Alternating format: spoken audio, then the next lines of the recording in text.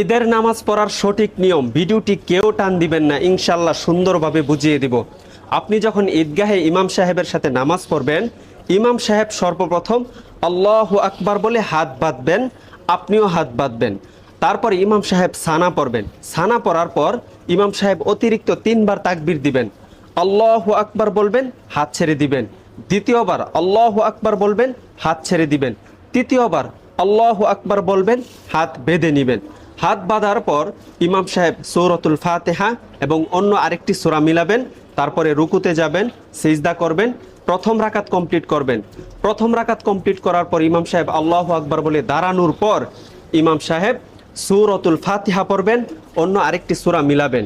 অন্য আরেকটি সূরা মিলানোর পরে রুকুতে যাওয়ার পূর্বে ইমাম সাহেব আরও 3টি তাকবীর দিবেন।